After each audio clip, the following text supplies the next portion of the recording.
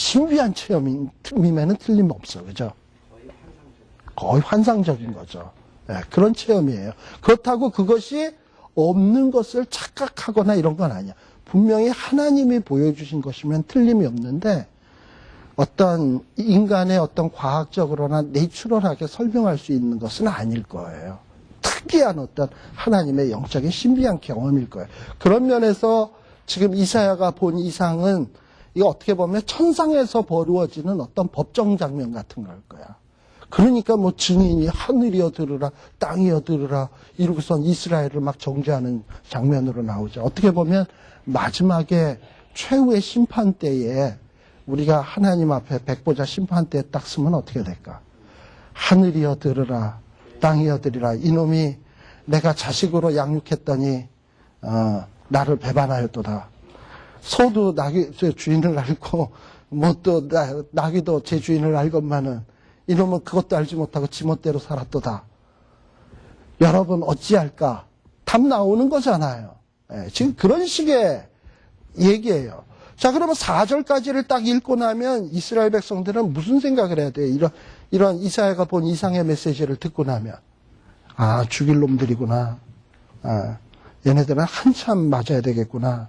이런 생각이 드는데 그 다음에 나오는 내용에 보면 너희가 어찌하여 매를 더 맞으려고 더욱더욱 패역하였느냐. 온 머리는 병들었고 온 마음은 피곤하였으며 발바닥에서 머리까지 성한 곳이 없이 상한 곳과 터진 곳과 새로 맞은 흔적뿐이언을 그것을 짜며 싸매며 기름으로 유하게 함을 받지 못하였도다. 자, 지금 여기 1절에서부터 7절까지에 나오는 하나님의 이 기소의 대상은 누구냐 하면 어떻게 보면은 남쪽 유다라기보다는 북이스라엘을 얘기하는 거예요. 네, 북이스라엘. 북이스라엘도 하나님이 야곱의 후손으로 사랑했거든요. 그랬는데 북이스라엘 백성들이 금송아지 만들고 북이스라엘 왕들 뭐 여로보암 때서부터 여러분들 잘 알다시피 아방 뭐 얼마나 부패하고 타락했습니까? 그리고 그렇게 부패하고 타락하다 보니까 하나님께서 북이스라엘을 치기 위해서 누굴 동원하셨냐 하면 5절서부터 보면 아람 나라 그 다음에 또 아람 나라가 계속 쳐들어오게 했고 그리고 그러다 보니까 북이스라엘도 맨날 온 머리는 병들었고 온 마음은 피곤했고 발바닥에서 머리까지 성한 곳이 없는데도 불구하고 이스라엘 백성들이 회개를 하네. 예. 바로 그런 내용들이 기록이 되어 있어요. 여러분들 31페이지에 보시면 알겠습니다만 이 북이스라엘 백성도 하나님의 언약의 백성임에도 불구하고 하나님을 알지 못하고 반역했습니다. 특별히 15절에 보게 되면 알다라는 말 나오잖아요. 알다라는 말. 예.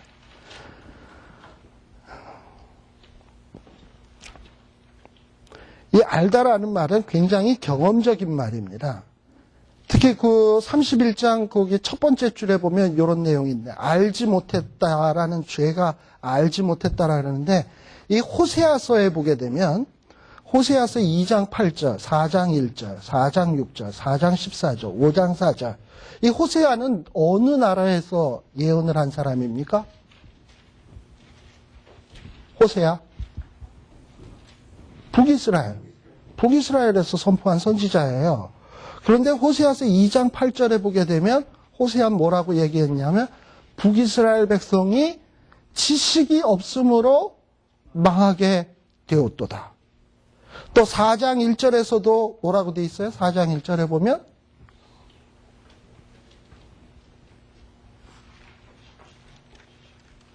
에? 찾기가 귀찮아서 안 찾으시는구나. 4장 1절 피곤해 죽겠는데 그걸 자꾸 찾으라 그러니까 여호와께서 이 땅 거민과 쟁변하시더니 이 땅에는 진실도 없고 일례도 없고 하나님을 아는 지식도 없다. 그래서 북이스라엘이 망하는 원인을 벌써 북이스라엘에서 활동한 호세아 선지자는 뭐라 그러냐면 지식이 없기 때문에 망한다 그랬어요. 그런데 지금 이사야서 1장에 나오는 1절에서부터 8절까지에 나오는 이 심판의 예언의 대상은 누구냐면 북이스라엘이에요. 근데 이 북이스라엘의 죄가 뭐냐? 2절, 3절에 나올듯이 알지 못하고 깨닫지 못한다는 거예요. 하나님이 언약의 백성으로 자식처럼 대하고 여태까지 사랑을 했는데도 불구하고 북이스라엘은 하나님을 하나님으로서 제대로 섬기질 못했어요. 이유는 뭐냐? 하나님에 대한 지식이 없어서 그래. 하나님을 제대로 몰라서 그래. 자, 이거는 누구랑 비슷하냐 하면 이제 좀 나중에 나오겠습니다만 이사야랑도 비슷해요. 이사야 선지자의 삶은요, 우리가 이사야 6장에 나옵니다만 이사야서에 나오는 이사야 6장에 나오는 이사야의 삶은 어떻게 보면 남북 이스라엘의 축소판이라고 해도 과언이 아닙니다. 제가 일찍이 얘기했습니다만 이사야는 왕족이고 사관이고 지식인이고 배울 만치 배웠고 나름대로 경건도 한 사람이에요. 그걸 어디서 알 수 있냐? 이사야서 6장 1절에 보면 우시야 왕이 죽던 해에 성전에 들어갔다 그랬거든요. 우시야 왕이 죽던 해랑 성전 들어가는 거랑 무슨 관련이 있어요? 혹 여러분들 이거 답변해 보실 분 있어요? 우시야 왕이 죽던 해 왜 성전 들어간대? 우시야 왕 죽던 해가 희년쯤 되나? 왕이 돌아가셨으니까 국가적 위기잖아. 우시야 왕이 죽었으니까. 센 왕이 죽었거든요. 그러니까 야 이거 나라가 이게 무슨 앞으로 그 흉한 일들이 생기지 않을까. 하나님 앞에 기도해야 되겠다. 성전에 갔거든. 그랬는데 하나님을 만난 거예요. 그러니까 나름대로 이사야는요. 나라가 어려운 시기에 처하면 기도도 하러 갈 줄 알았던 사람이라고. 그러니까 그런 걸 보면 그러니까 하나님 앞에 경건 생활도 꽤 잘한 사람이었어요. 그러니 나름대로는 괜찮은 사람이야. 죄도 별로 없고 그리고 집안도 좋고 꿀릴 게 하나도 없어. 근데 그런 생각을 누구도 갖고 있냐면 택한 이스라엘 백성도 하고 있다니까. 우리는 택한 백성이야. 하나님의 특별한 사랑의 대상이야. 저 이방 사람들은 버러지만도 못한 인간이야. 우리는 거룩한 민족이야. 잘났다고 생각을 하고 있었어요. 그런데 이 이스라엘 백성들은 그럼에도 불구하고 자기네들이 잘났다고는 생각하지만 하나님이 어떤 분인지를 몰랐던 거예요. 이사야도 나름대로 잘났다고는 생각을 했지만 하나님이 어떤 분인지를 몰랐어요. 그랬는데 이사야가 언제 하나님을 알게 되냐? 성전에 들어가서 거룩하신 하나님을 봤어요. 근데 하나님을 알면요, 누구도 알게 되냐면 자기의 본질도 알게 돼. 그동안에는 자기의 본질이 괜찮은 줄 알았어. 근데 하나님을 딱 만나고 나니까 자기가 죽일 놈이야. 화로다 나는 망하게 되었도다. 나는 입술이 괜찮은 사람인 줄 알았더니 입술이 부정한 자고. 그거 깨달았거든요. 그러니까 이사야가 비로소 하나님을 알게 된 것은 하나님을 만나고 자기가 얼마나 죄인인가를 알고 하나님은 얼마나 거룩한 거를 알고 난 뒤에 진짜 이사야가 변화됐어요. 그러면 앞으로 이스라엘의 운명도 어찌 되어야 되냐면 지금은 소나 나귀보다도 못하게 하나님을 알지 못하고 하나님의 말씀을 거역하고 자꾸 빗나가고 있어. 그런데 한번 돼지게 맞아봐야 돼. 맞아서 은혜의 하나님 앞에 딱 섰을 때 자기가 얼마나 죄인인 줄 알고 자기가 얼마나 부패한 사람인가를 알고 깨달아야 이스라엘 백성이 진정한 회복이 될 수 있는 거예요. 그래서 지금 여기에서 보면은 이스라엘 백성들이 하나님을 알지 못했다라는 얘기들이 쭉 나오고 있습니다. 그러면서 9절에 보면 뭐라고 나오냐 하면 8절. 자, 그러면 이렇게 북이스라엘이 하나님 앞에 죄짓다가 결국은 어떻게 망하죠? 아수르가 쳐들어오죠. 아수르가 쳐들어와서 아람 나라 르신도 무찔러 버리고 그다음에 북이스라엘도 망하게 됩니다. 망해요. 자, 그런 모습을 그러고서는 어떻게 되냐? 이 아수르 군대가 그냥 계속 밀고 내려오는데 8절에 보면 누구는 남았어? 북이스라엘은 망했는데 딸 시온은 포도원의 망대같이 원두밭의 상직막같이 에워싸인 성읍같이 겨우 남았도다. 자, 이게 지금 누구의 요청으로 이 일이 이루어졌죠? 아하스가 아람 나라 르신과 베가가 자꾸 쳐들어오니까 그 도움을 요청했잖아요. 아하스가 도움을 요청을 해가지고 아수르가 쳐들어와서 아람도 무찌르고 르신도 무찌르고 했지만은 아람의 르신도 무찌르고 베가도 무찌르고 내려왔지만은 쭉 내려오면서 누구한테도 내려오기 시작하냐 하면은 유다까지 아하스한테까지 압박을 하고 조공을 받고 그야말로 아하스의 세력은 조금 남은 세력으로 돼버렸어. 겨우 궁궐만 남아서 명색이 왕의 위치로 되어버렸다 이 말이죠. 자, 이게 아하스 시대를 염두에다 두면 돼요. 그래서 이렇게 아하스 시대에 조금 남은 것도 결국은 뭐였다? 9절에 보면 만군의 여호와께서 우리를 위하여 조금 남겨두지 아니하셨다면 우리가 소돔 같고 고모라 같았으리로다 라고 얘기를 해요. 얼마나 이게 살벌합니까? 이 남쪽 유다의 백성들을 소돔에 고모라에 비유를 하다니요. 예. 자, 근데 그럼에도 불구하고 이 남쪽 유다 사람들의 신앙은 어떤가? 북이스라엘이 망하는 것을 봤으면 하나님을 제대로 알고 하나님 앞에 제대로 예배하고 하나님에 대해서 바른 신앙의 태도가 있어야 되는데 11절서부터 보게 되면 그렇지 못한 모습이 나오죠. 여기 보면은 11절에 보면 형식적인 예배, 그저 마당만 밟고 다니는 거. 또 14절서부터 보게 되면 월삭, 정한 절기 이런 것들도 그 의미는 모르고 그냥 껍데기만으로 지키는 거. 오죽했으면 하나님이 이걸 보시고 무거운 짐이라고 얘기를 합니까? 그리고 너희들이 15절에 보면 손을 펼 때에 내가 눈을 가리우고 너희가 많이 기도할지라도 내가 듣지 아니하겠다라고까지 이야기를 하고 있어요. 그 다음에 그러면서 뭐라고 얘기를 하냐면 16절서부터 보면 여러분들이 그 프린트에 나오는 거는 한번 쭉 읽어보세요. 제가 오늘 나가는 데까지는. 뭐 제가 간략간략 이렇게 써놨습니다만. 그 다음에 뭐라고 얘기하냐면 너희 유다 백성들은 북이스라엘을 교훈 삼아서 16절서부터 보면 좀 제대로 신앙생활 해야 되겠다.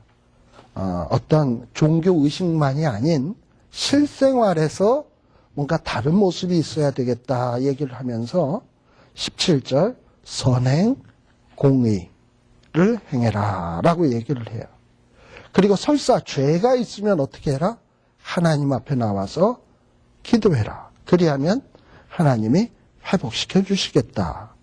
그러나 이렇게 회개의 길마저 거절할 경우 20절 거절할 경우에는 하나님이 심판하실 것이다. 칼에 삼키울 것이다. 라고 이야기를 하고 있습니다. 예.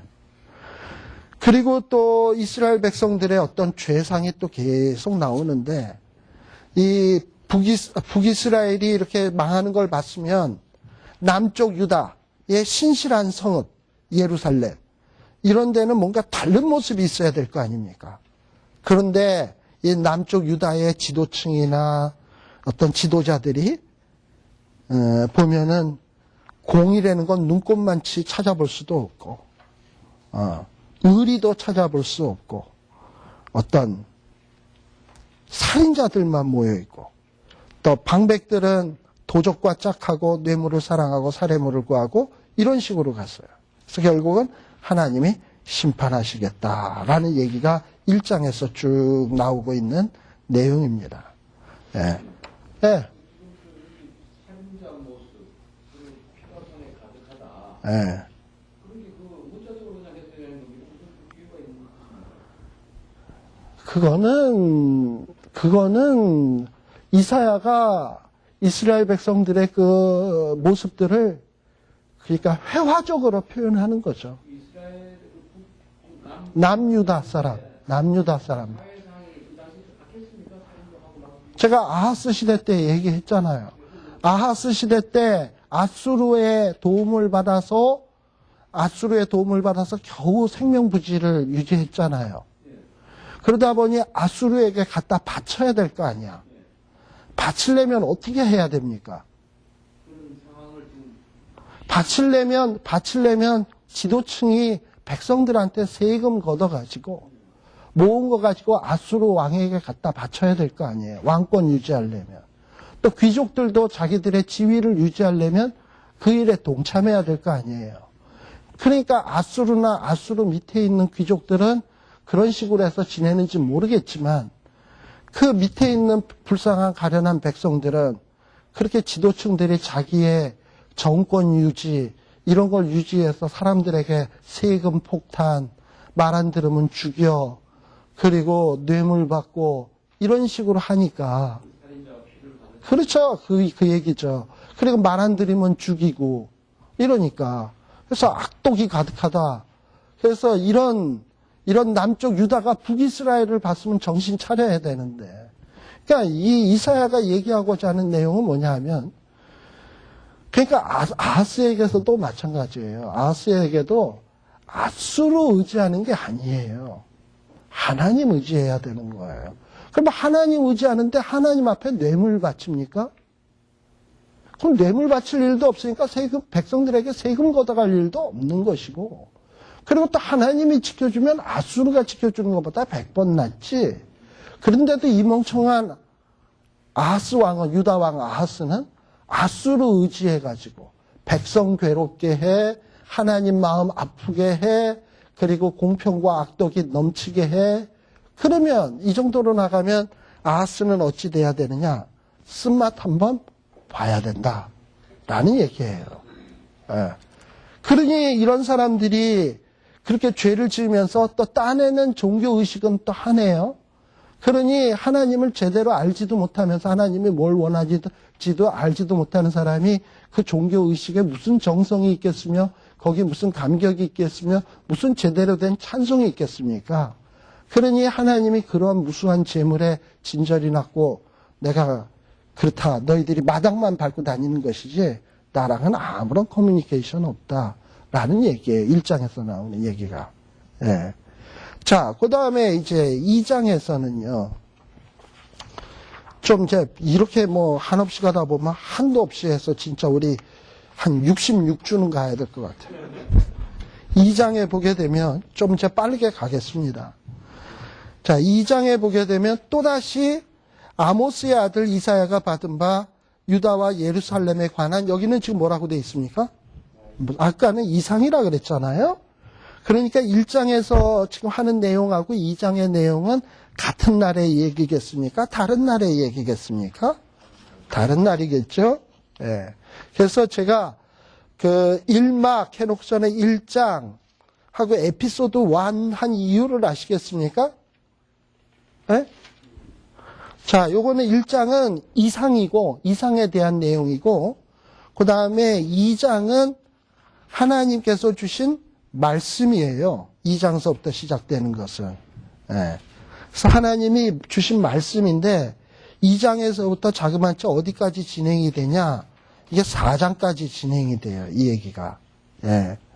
4장까지 진행이 되는데, 자, 아까 1장에서는 하나님의 심판의 메시지가 막 선포가 됐잖아요. 예.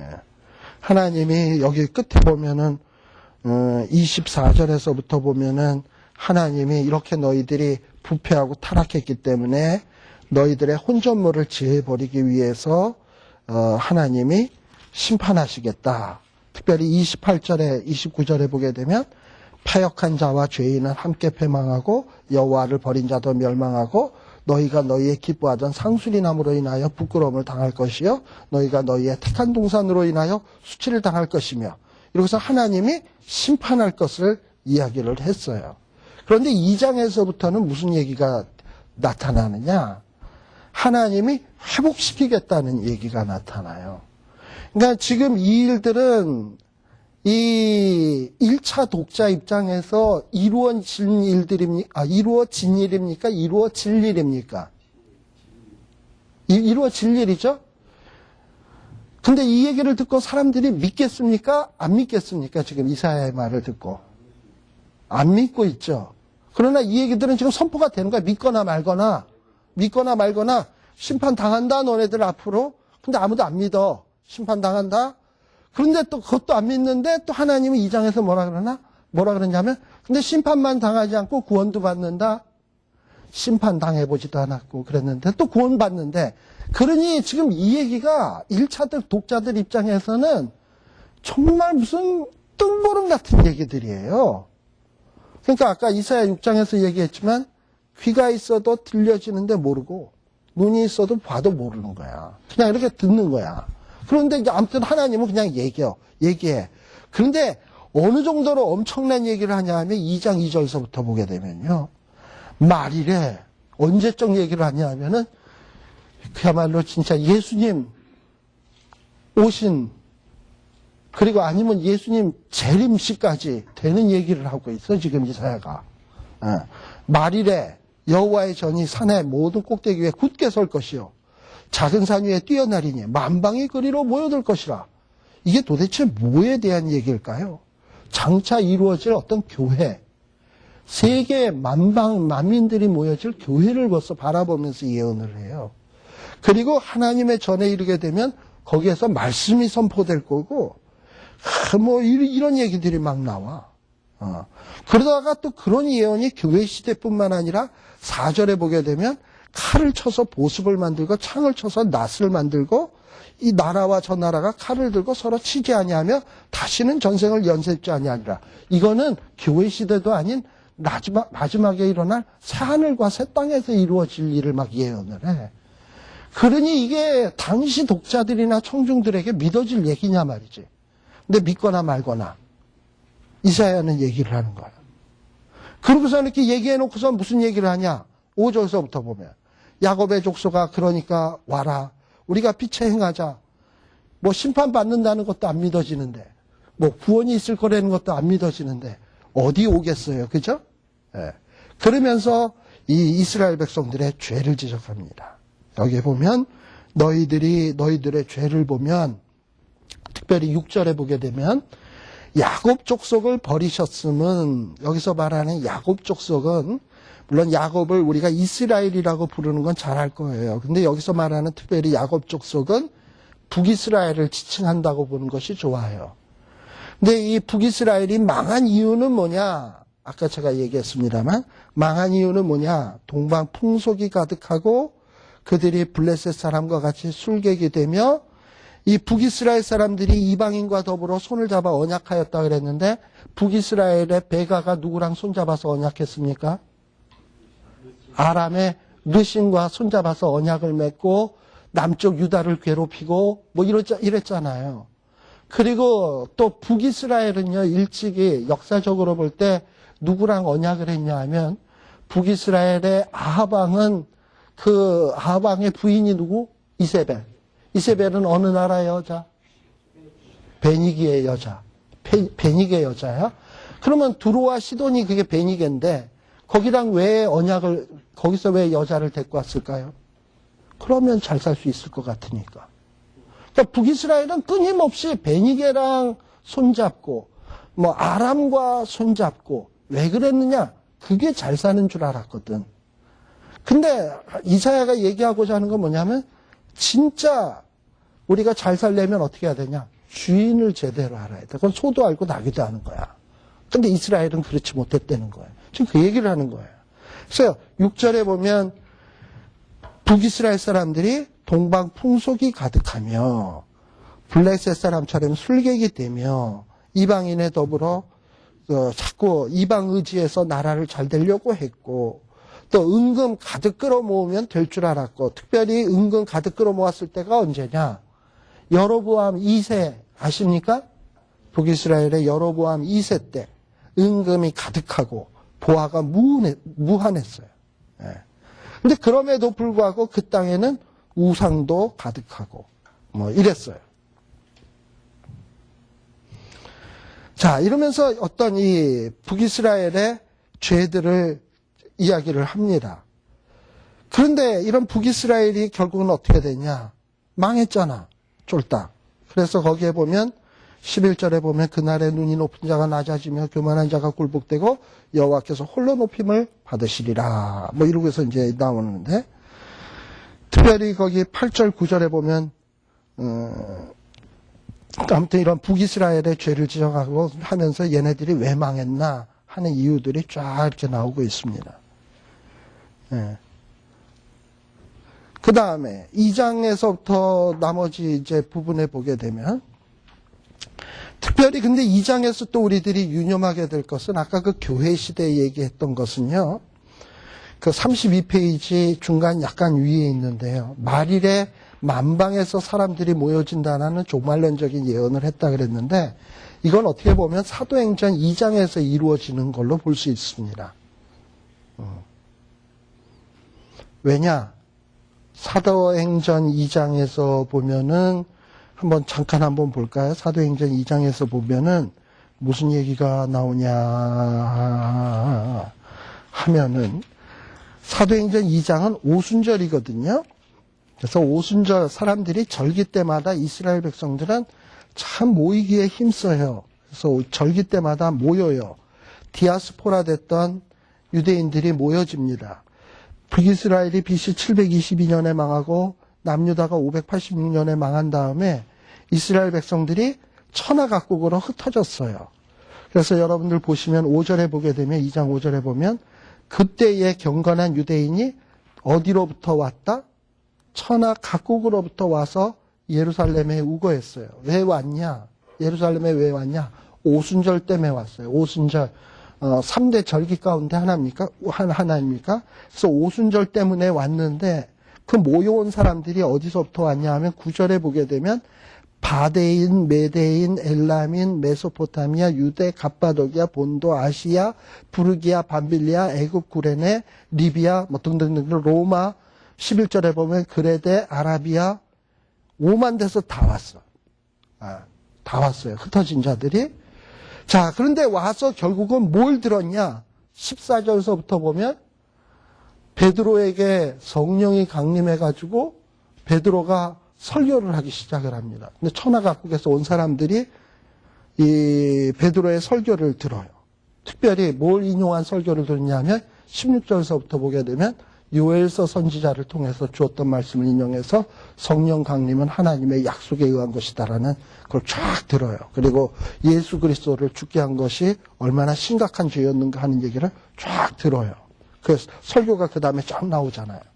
그러고 난 다음에 사람들이 37절에 보게 되면은 설교가 쫙 끝나고 나니까 무슨 얘기가 나오냐 하면, 저희가 이 말을 듣고 마음에 찔려 베드로와 다른 사도에게 물어가로되 형제들아 우리가 어찌할꼬 하거늘 하면서 막 회개 운동이 일어나는 것이 보여져요. 예. 이게 뭐냐?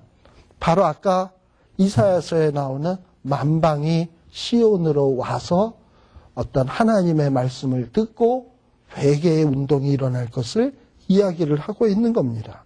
어떻게 보면은 이 베드로의 사건이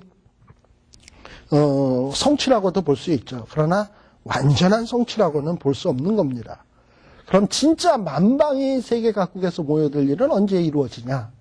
이제 앞으로 장차 있을 새하늘과 새 땅이 이루어지게 되면 이루어지겠죠. 예. 그러면서 이사야는 굉장히 넓은 폭으로 지금 예언을 하고 있습니다. 그리고 또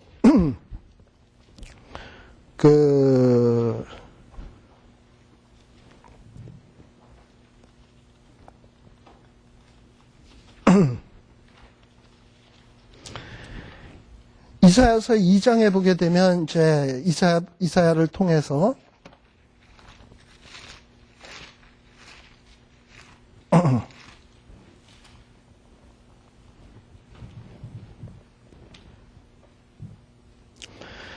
자, 그러면서 끊임없이 얘기하고 있는 것은 22절에 보면 이사야는 뭐라고 얘기했냐면, 너희는 인생을 의지하지 말아라.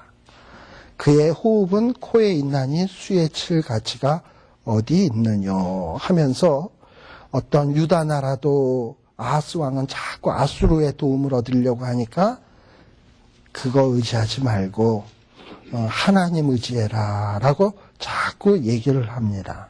예. 근데 그 이사야서 제가 하나 조금 빠뜨리고 간 것이 하나 있는데, 저기를 한번 보세요. 페이지 몇 페이지냐 하면 26페이지를 한번 잠깐 한번 보십시다.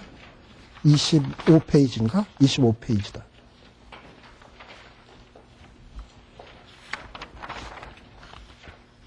24페이지. 죄송합니다. 자, 24페이지에 보면은 이사야의 메시지 해가지고 1장에서부터 5장까지 이사야가 부름을 받게 된 배경을 하고 서론적 역할을 한다고 쓰여 있잖아요. 근데요, 여기 1장에서부터 5장까지의 요 내용이 요것도 대칭 구조입니다. 자, 1장 1절에서부터 26절까지는 죄에 대한 고발이고요. 하나님이 이스라엘 백성들은 이 죄 때문에 유다는 죄 때문에 하나님 앞에 심판받는다. 죄를 고발하는 내용이고요. 그러면 낙심할 것 같으니까 그럼에도 불구하고 구원이 있다라는 얘기가 27절에서부터 31절까지. 그리고 구원뿐만 아니라 뭐까지 있냐면은 영광도 있다. 하나님의 백성, 영광. 그러나 하나님이 하나님 앞에서 교만하고 오만한 자들은, 우상 숭배자들은 심판한다. 그러니까 구조가 어떻게 되냐 하면 죄고발, 구원과 영광, 그리고 세 번째는 심판, 이런 구조예요. 그 다음에 반대로 3장서부터는 어떻게 되냐 하면 3장 1절에서부터 4장 1절까지는 하나님이 심판하시겠다는 얘기가 나오고, 그 다음에 그럼에도 불구하고 이스라엘 백성들은 심판 후에는 장차 하나님의 영광이 있을 것이다. 그리고 마지막에는 죄고발. 자, 그러면 어떻게 되는 겁니까? 처음과 나중을 감싸고 있는 내용은 뭐예요?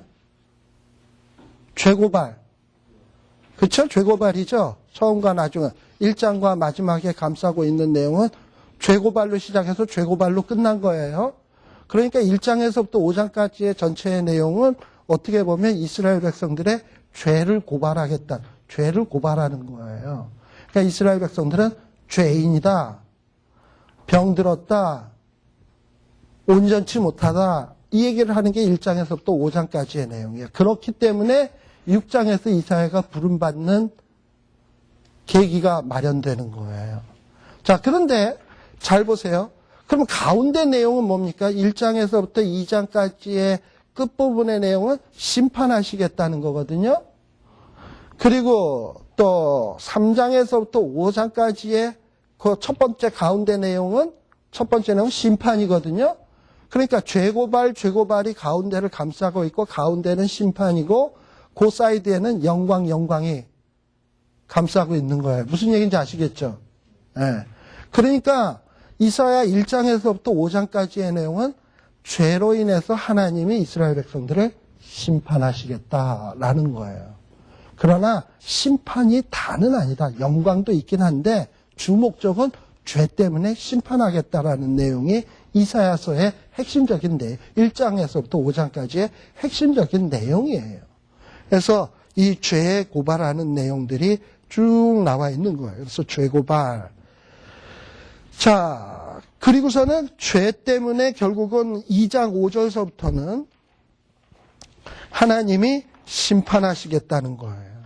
특별히 12절서부터 보면 여호와의 한 날이 임하게 되는데 교만한 자, 거만한 자, 자고한 자에게 임해서 낮아지게 하고, 그리고 각종의 일이 다시스의 모든 배, 아름다운 조각물들, 이거 부자들에게나 있는 것들 아니겠습니까?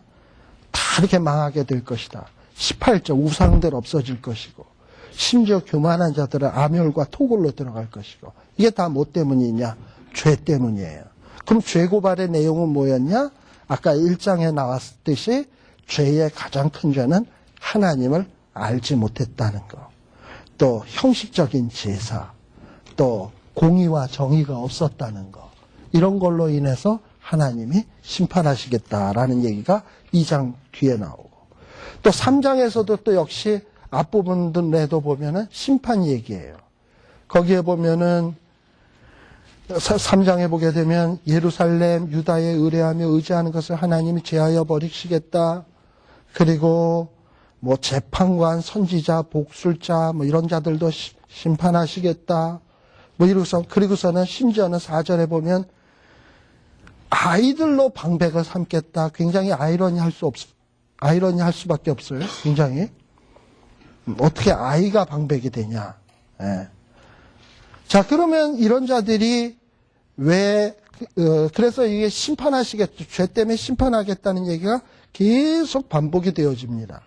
이게 어디까지 반복이 되어지냐? 특별히 2장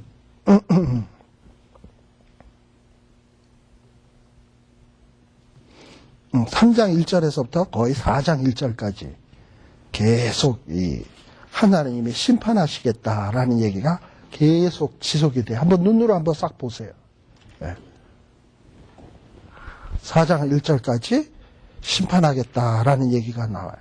근데 이 심판하는 이유들에 대해서 간간히 하나님이 그 심판하는 이유에 대한 죄 때문이라는 것을 좀 언급을 합니다. 특별히 13절, 14절, 15절, 3장 13절, 14절, 15절에 보게 되면 하나님이 지도자들의 죄, 또 16절에서부터 보게 되면 이스라엘 백성들 가운데 있었던 그 유다에 있었던 여인들의 죄, 지도층만 죄가 있는 게 아니야. 여인들도 죄가 있어. 그래서 여자들도 느린 목, 정을 통하는 눈으로 아기죽거리며 발로는 쟁쟁한 소리를 내며 이러고 다녀요. 예. 느린 목은 어떤 건지 아시겠죠? 어느 나라더라? 티벳인가? 거기에 보면 이렇게 그 링을 쫙 해서 이렇게 느린 목 있잖아요. 느린 목. 정을 통하는 눈은 어떤 것일까요? 누가 여자분이 한번 시범을 아기죽거리는 건 또 뭘까? 예. 그 다음에 발로 쟁쟁한 소리를 내는 걸 보면 이때도 뼈독구두 같은 거 있었던 것 같아요. 그러니까 즉 요는 이 얘기예요. 시온의 딸들이 내적인 아름다움을 장식할 생각은 하지 아니하고 외적인 데만 관심이 있는 거예요. 그러니까 하나님이 기뻐하시는 게 뭔지 모르는 거예요.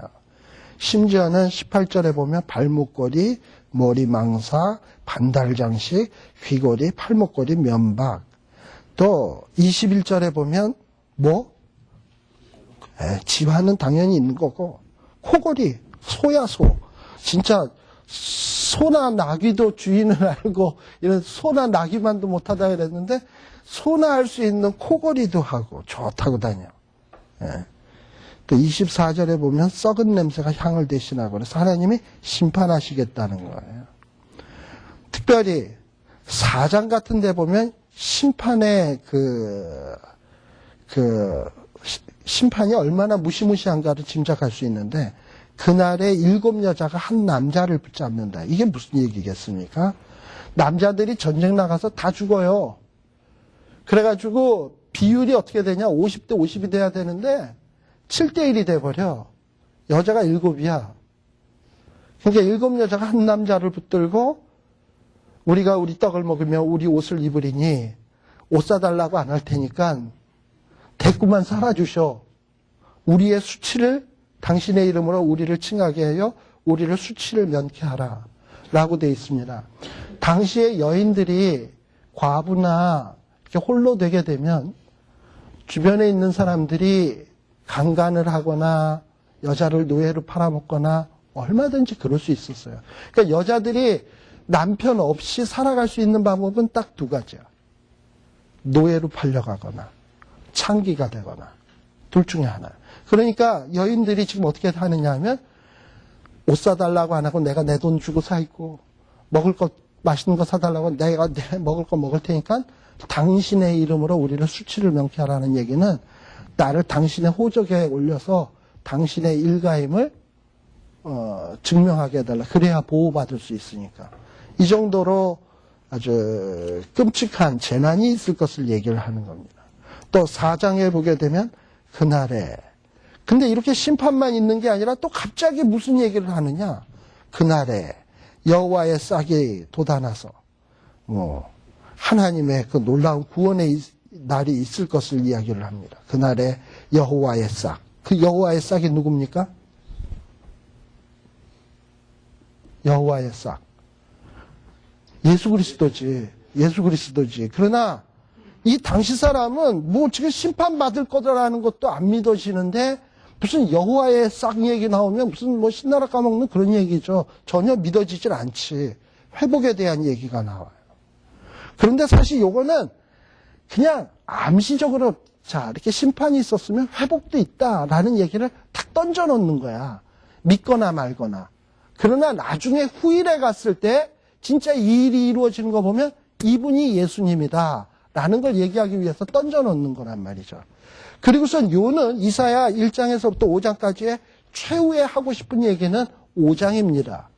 왜 이사야가 부름을 받을 수밖에 없었나 하는 최종적인 결론적으로 나오는데 그게 뭐냐? 왜 이사야가 파송을 받을 수밖에 없냐? 5장 보세요. 이거를 비유적으로 표현을 했어요.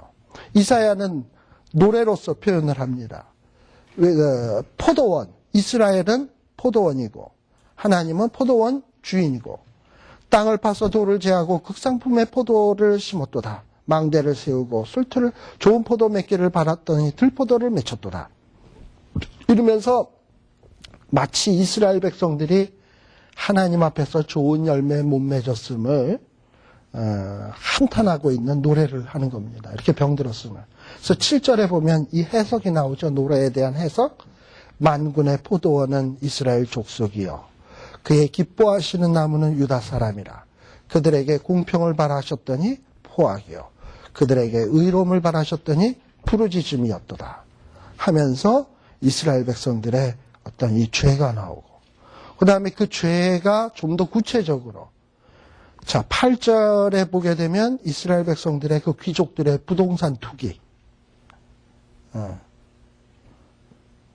그래서 가옥에 가옥을 연하며 전토에 전토를 더하여 빈틈이 없도록 하고 원래요 아시다시피 이스라엘 백성들은요 땅을 양도하거나 남에게 이양할 수 없습니다.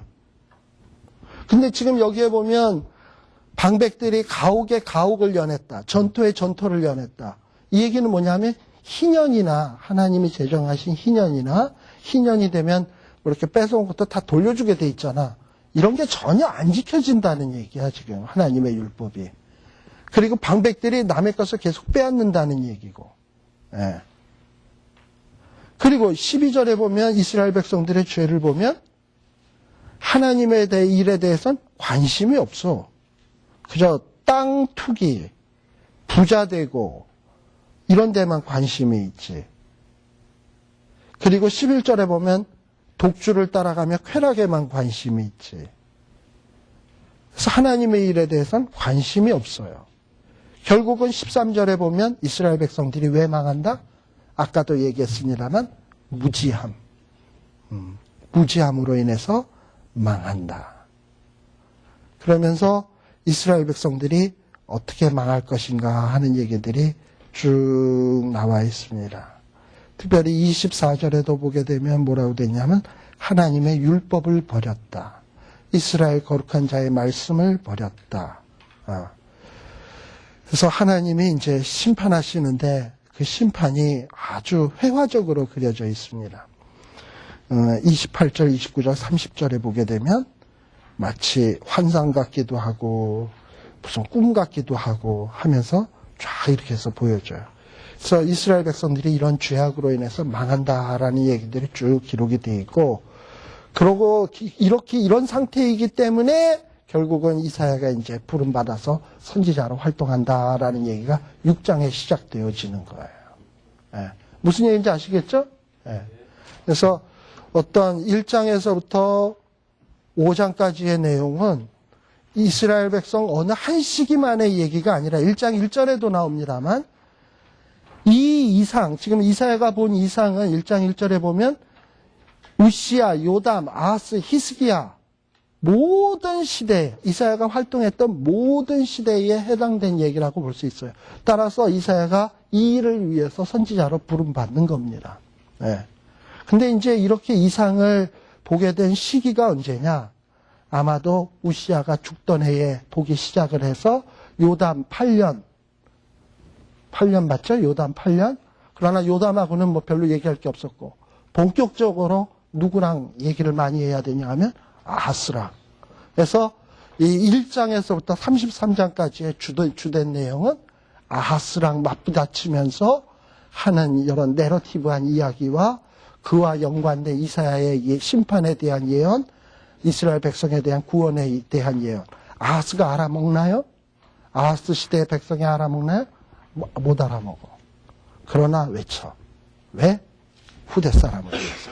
예, 이게 어떻게 보면 이사야에 흘러가는 흐름입니다.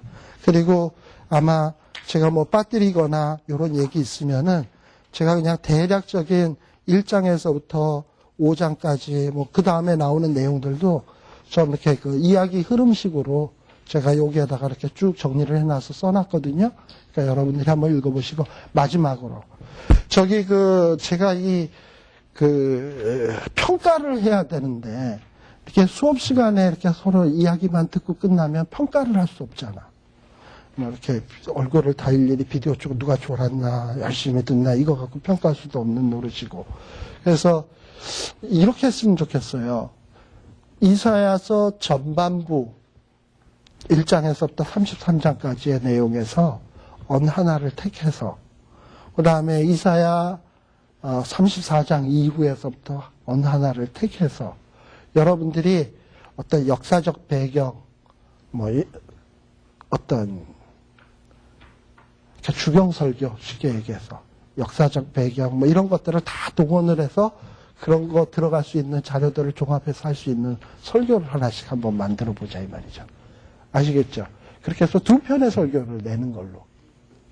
그러니까 전반부에서 하나, 후반부에서 하나. 양은 한 편에 한 5페이지 정도. 네. 33장에서 하나, 34장에서부터 66장에서 하나. 네. 그렇게 해서 한 두 편의 설교를 내는 것으로. 그래서 여러분들이 좀 제가 지금 뭐 얘기하는 거를 쭉 봐도 알겠지만은 제가 좀 원하는 거는 뭐냐 하면 전체 프레임 속에서 부분 속에서 전체를 이런 것들이 같이 나오고 어떤 백그라운드와 1차 독자 입장에서 생각하는 의미를 좀 살리셔야 돼. 1차 독자나 2차 독자의 그러니까 여러분들의 상상의 나래가 어디로 가야 되냐면 이사야가 외칠 때 못 알아먹는 어떤 독자거나 아니면은 포로기에 가서 와 이사야의 예언이 기가 막히게 많네. 그렇다면 이사야가 지금 얘기하고 있는 이 예언은 무슨 얘기야? 그럼 내가 어떻게 해야 돼? 어떤 이런 식의 사고방식을 가지고서는 한번 해보시라 이 말이죠. 네. 그런 면에서 이사야 40장 이 40장 이후를 깨닫는 그 메시지의 내용을 깨닫는 족속들은요, 포로기거나 포로기 이후일 거예요. 이사야 40장 이후에 나오는 메시지를 깨닫는 거. 이사야 40장 이후에 나오는 메시지의 내용은 쓴 사람은 이사야지만 이사야 당시 사람들은 봉하여져서 깨닫지 못했고 눈이 있어도 보지는 소경이었기 때문에 깨닫지 못했고 귀머거리였기 때문에 깨닫지 못했지 실질적으로 이사야 메시지를 깨닫기 시작하는 것은 의도 터지고 난 다음서부터일 겁니다. 이해 가시죠? 그러니까 어떤 그런 차원을 생각하시면서 뭔가 설교를 만들어 보시면 그러니까 생각을 많이 하세요. 그러니까 성경을 읽고 그냥 어느 설교집을 보고 살붙여서 만들려고 하지 말고 그러지 말고 이렇게 보고서는 그때 그 독자의 입장에서 본문 읽어보고 생각해보고 내게 어떤 의미인가? 그때는 어떤 의미였나? 내게는 어떤 의미였나? 그런 식으로 좀 한번 생각을 해보시면 그러니까 그런 고민들을 자꾸 한번 해보라는 의미에서 그런 설교 2개 내는 걸로 하십시다. 아셨죠? 시험 안 보고 학기 말까지 네, 시험 때까지 됐죠? 그렇게 하도록 하십시다. 그게 좋을 것 같다는 생각이 들어요.